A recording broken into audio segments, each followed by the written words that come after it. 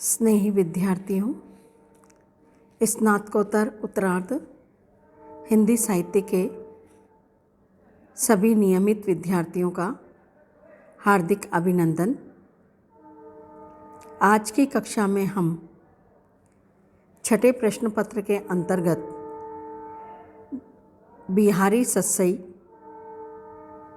का अध्ययन करेंगे। बिहारी रीतिकाल के रीतिबद्ध कवियों में सुप्रसिद्ध कवि हैं। अपने दोहे, नीति, प्रेम, सौंदर्य, श्रृंगार परक विषयों द्वारा अपनी भावना का प्रकटीकरण किया है। पद है, करो कुवत जग कुटिलता, तजो न दीन दयाल, दुखी होंगे सरल हिय, बसत त्रिभंगी लाल। यह पद विनय का पद है। कवि ने सखा से भगवान के प्रति अपनी भक्ति भावना समर्पित की है। इसी क्रम में कवि कह रहा है, चाहे संसार कितनी ही चेष्टा क्यों न करे, किंतु मैं अपनी वक्रता अर्थात पापवृत्ति नहीं छोड़ सकता, क्योंकि हे दीनदयाल, यदि मैं वक्रता छोड़ दूंगा तो आपको बड़ा कष्ट होगा, क्योंकि आपको मैं हृदय में धारण करता हूँ। आप तीन ओर से वक्र हैं, सीधे हृदय में कैसे आवेंगे। व्यंग्यार्थ यह है कि भक्त पाप की वृत्ति छोड़ने में असमर्थ है, अतः वह उसे न त्यागने का विलक्षण हेतु देता है। वह कहता है कि कृष्ण त्रिभंगी लाल कहलाते हैं। त्रिभंगी का अर्थ है तीन भंगिमाओं वाले।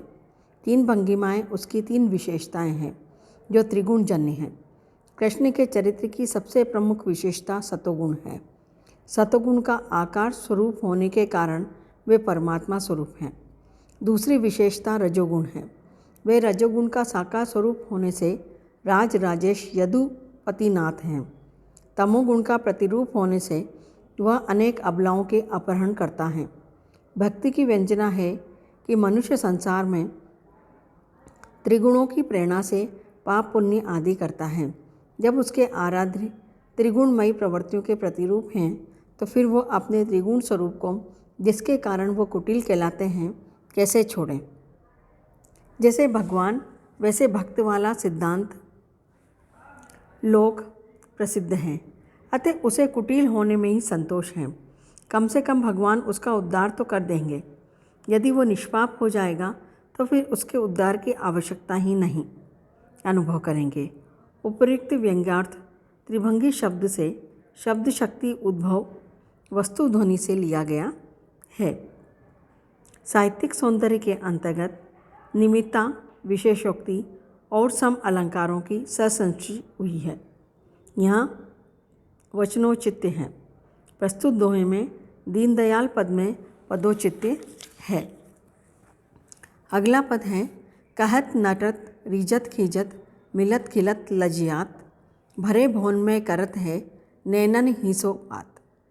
प्रस्तुत दोहे में कवि बिहारी ने नायक नायिका के किसी उत्सव में मिलने और उनके प्रेम संकेतों का आकर्षक वर्णन किया है। नायक नायिका की इस चेष्टा को सखी लक्षित कर रही हैं और इस दोहे में वही सब वर्णित हो। सखी कह रही हैं कि नायक अपनी आंखों के इशारे से कुछ कहता है, अर्थात रति की प्रार्थना करता है, किंतु नायिका उसके प्रति विषयक निवेदन को स्वीकार कर देती है। वस्तुतः उसका अस्वीकार स्वीकार का ही वाचक है। तभी तो नायक नायिका के निषेध पर ही भी रीझ जाता है। जब नायिका देखती है कि नायक इतना कामासक्त या प्रेमासक्त है कि उसके निषेध पर ही भी रीझ रहा है, तो उसे खींच उत्पन्न होती है। ध्यान रहे, नायिका की ये खींच भी बनावटी है। यदि ऐसी न होती तो पुनः दोनों के नेत्र परस्पर कैसे मिलते।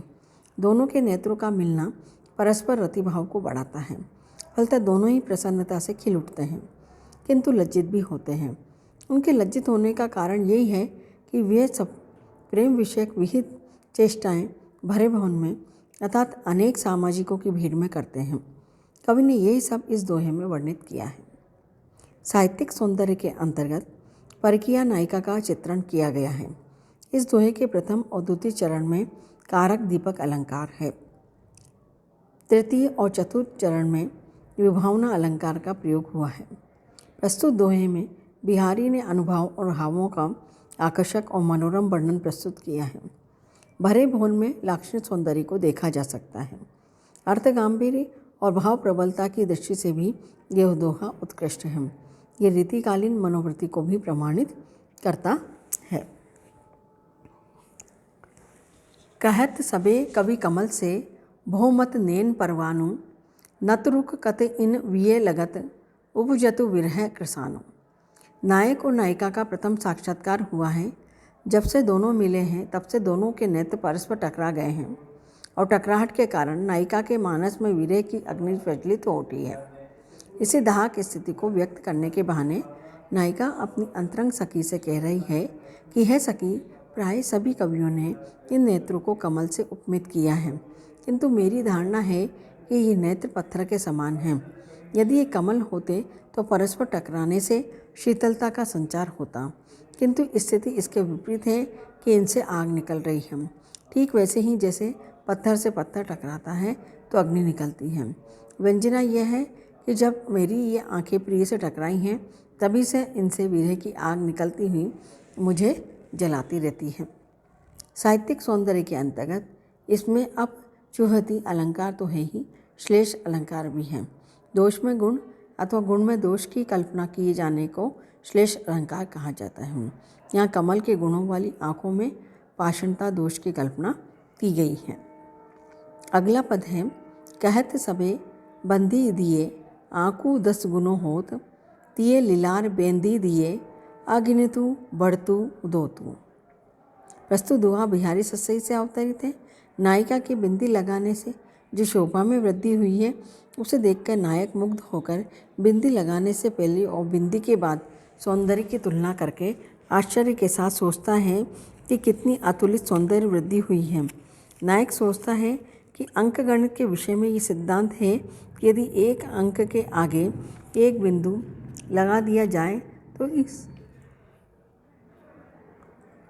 अंक का मान मूल्य 10 गुना बढ़ जाता है, अर्थात इकाई से वह अंकदायी बन जाता है।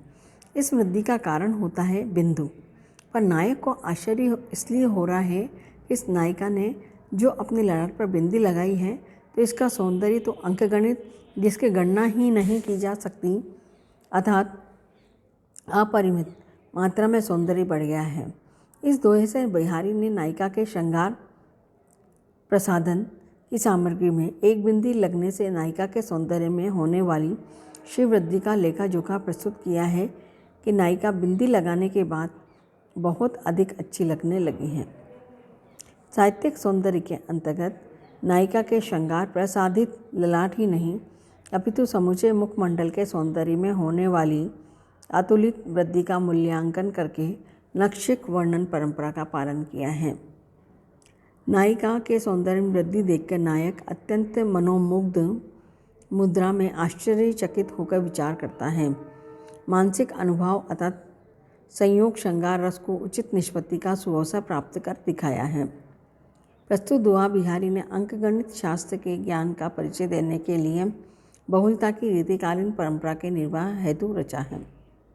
तिय अलंकार में सामाजिक पद द्वारा कसावट लाने का प्रयास है।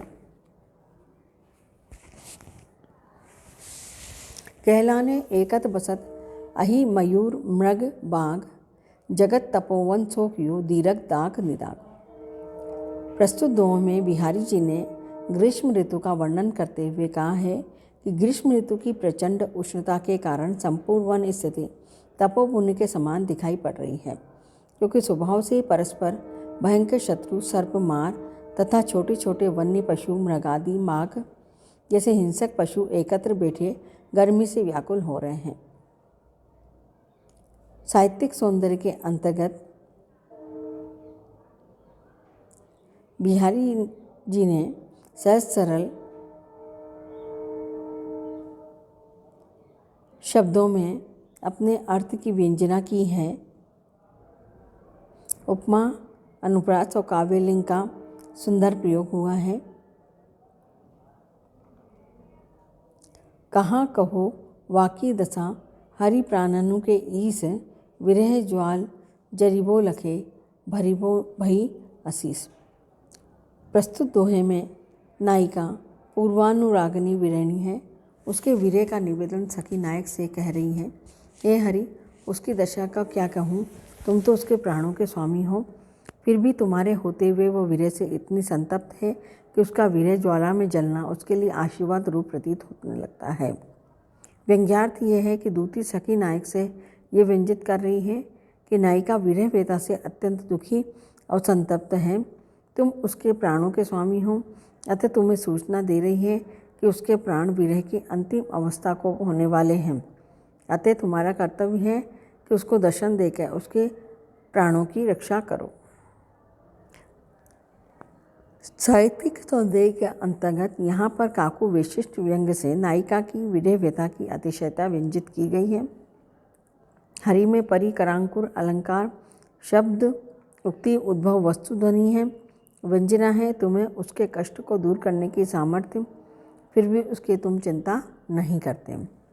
प्राणन के इनमें शब्द शक्ति उद्भव वस्तु ध्वनि से व्यंजना है कि नायिका का विरह शीघ्र दूर करना तुम्हारा धर्म है। उत्तरार्ध में स्वतः संभवी अनुज्ञा अलंकार से वस्तु व्यंग्य है। अनुज्ञा अलंकार वही होता है जहाँ किसी उत्कट गुण की लालसा से दोष वाली वस्तु की इच्छा की जाए।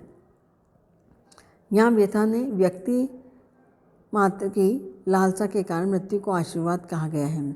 इस प्रकार की इच्छा सामान्य मनोविज्ञान की सहज प्रवृत्ति के अंतर्गत आती है। प्रिय से प्रिय व्यक्ति को अत्यधिक रुग्णता जनित कष्ट में देखकर मृत्यु को आशीर्वाद समझा जाने लगता है। अतः वहाँ अनुज्ञा अलंकार स्वतः संभवी है। इस अलंकार से यह व्यंजित किया गया है कि नायिका का विरह जनित कष्ट अपार और अनिर्वचनीय है। यदि दूर न किया जाए तो उसके प्राण चले जाएंगे, उसका दायित्व आप पर होगा। अतः शीघ्र दर्शन देकर उसके विहार को दूर करो। यहाँ मंजिष्ठा नामक पूर्व रोग की व्यंजना की गई है। जहाँ पूर्व राग अत्यधिक होता है वहाँ ये भेद माना जाता है। कहाँ भयो जो बिछ मोह मनु तो मन साथ उड़ जाए कितहूँ गुड़ी तव उड़ायक हाथ। प्रस्तुत दोहे में नायिका किसी कारण विशेष अथवा बिन कहे सामाजिक परिस्थितियों के दबाव के कारण नायक से किसी दूरवर्ती स्थान पर चली गई है। इस प्रकार दोनों बिछुड़ गए हैं। दूरी विशेष का ध्यान न करते हुए नायिका को पत्र के माध्यम से समझाती है। वो कर रही है प्रिय, यदि हम बिछुड़ गए तो क्या हुआ, मेरा मन तो तुम्हारे साथ ही जुड़ा हुआ है, अतः इस बिछोह से कोई अंतर नहीं पड़ता। मैं कहीं भी रहूं, मेरे प्रेम की डोर तो तुम ही से ठीक उसी प्रकार जुड़ी हुई है जिस प्रकार पतंग चाहे कहीं भी उड़े, किंतु उसकी डोर तो उड़ाने वाले के हाथ में है। अतः मैं भी तुमसे दूर होकर तुम्हारे ही अधिकार में हूँ। साहित्यिक सौंदर्य के अंतर्गत नायिका ने अपने मन की तुलना पतंग से की है। नायक को पतंग की डोर से थामने वाली अधिकारी बताया है। इन दोहे के माध्यम से रत्नाकर ने ये कल्पना की है कि नायिका निश्चित रूप से गाने बजाने वाली गणिका रही होगी, इसी से वो परदेश चली गई है। रत्नाकर जी की ये कल्पना हमें उचित प्रतीत नहीं होती है। कारण यह है कि नायिका सिर्फ गाने बजाने के शौक से ही बाहर जाए, यही कोई ठोस कारण नहीं। वो अपने सामाजिक और पारिवारिक कारणों से भी बाहर जा सकती हैं।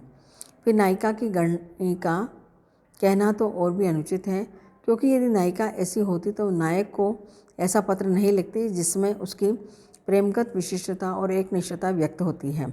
अलंकार की दृष्टि से इसमें दृष्टांत अलंकार का प्रयोग किया गया है। कहो लड़ते दृक करे परे लाल बेहाल, कहूँ मुरली कहूँ पटु कहूँ मुकुट बनवाल। प्रस्तुत दोहा में कृष्ण की प्रत्यक्ष दर्शन जनित पूर्वाग की अवस्था का बड़ा प्रभाव चित्रण खींचा गया। कृष्ण का कहीं राधा से साक्षात्कार हो गया। राधा के कटाक्षों ने उन्हें इतना अधिक विरह विवल कर दिया कि उन्हें अपनी सुदबुद्धि नहीं रही। उनकी इसी अवस्था का चित्रण प्रस्तुत दोहे में किया गया है। कवि कह रहा है कि तुमने लड़ते द्रगों को इतना उच्छृंखल कर दिया है कि उन्होंने लाल को कटाक्षों से मार के बेहाल कर दिया है। उनकी मुरली कहीं पड़ी है, पीताम्बर कहीं है, मुकुट और वनमाल कहीं पड़े हैं। इनका कि नायक साक्षात दर्शन जनित पूर्वाग्रह से अत्यधिक प्रताड़ित हैं। साहित्यिक सौंदर्य के अंतर्गत कहाँ लड़े थे दृक करे में काकू वक्रोक्ति अलंकार है।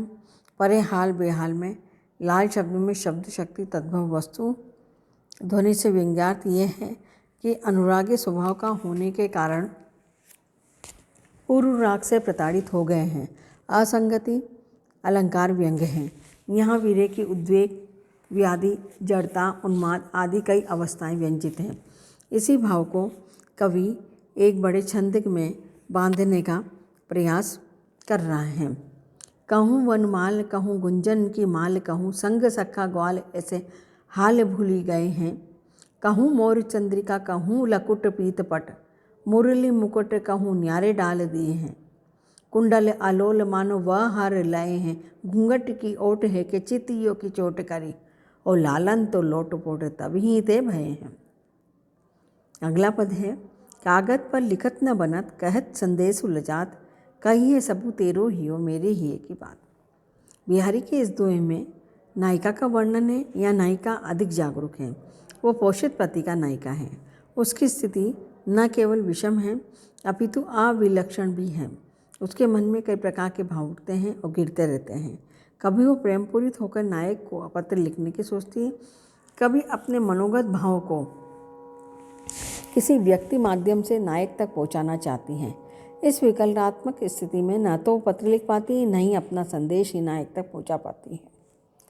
कागज़ पर पत्र लिखना उसके लिए इसलिए असंभव हो गया है कि जब वो नायक को संबोधित करके पत्र लिखने बैठती है तभी या तो उसके हाथ कांपने लगते हैं या वो भावावेश में आकर इतनी भावविभोर हो जाती है कि कंपन स्नेह अश्रु जैसे सात्विक भाव कागज़ पर अक्षरों का आकार ही नहीं बनने देते। इसके विपरीत यदि वो किसी व्यक्ति के माध्यम से नायक के पास संदेश भेजे तो समस्या उठ खड़ी होती है कि किसी दूसरे व्यक्ति के अपने मन की गुप्त बात कैसे कहें। स्पष्ट शब्दों में संदेश कहने में उसे लज्जा अनुभव होती है। कैसी विकट परिस्थिति है कि नायिका न तो पत्र भेज सकती है न ही संदेश प्रेषित कर सकती है। आखिर उसे संदेश तो कहना ही है, अपने मन के भावों को न्यायिक तक पहुँचाना ही है। इसलिए वो निराश मन स्थिति में कालियापन भी कर रही और हर स्थिति में नायक को पत्र भी लिखना चाहती हैं। इस विषमता में से त्रस्त अंततः वो हताश होकर खाली कागज़ का टुकड़ा बिना कुछ लिखे ही नायक के पास भेज देती हैं और इस कागज़ के टुकड़ों को भेजने के साथ वो ये अनुमान कर लेती हैं कि यदि नायक के मन में भी मेरे प्रति वैसा ही गहन प्रेम होगा तो इस खाली कागज़ को देखकर मेरे मनोगत और प्रेम पूरित भावों को स्वयं ही पढ़ लेगा। साहित्यिक सौंदर्य के अंतर्गत यहाँ पोषित पति का नायिका का वर्णन है। विरोधाभास अलंकार का प्रयोग बड़े कौशल के साथ किया गया है। बिना कुछ लिखे ही सब कुछ पढ़ लेने की स्थिति न केवल प्रेम की गंभीरता को प्रकट करती है अपितु दोहे के काव्य सौंदर्य को भी बढ़ा देती है। किति न गोकुल कुलवधु किहि न काही सिख देन कीने तजी न कुल गति है मुरली सुर ली।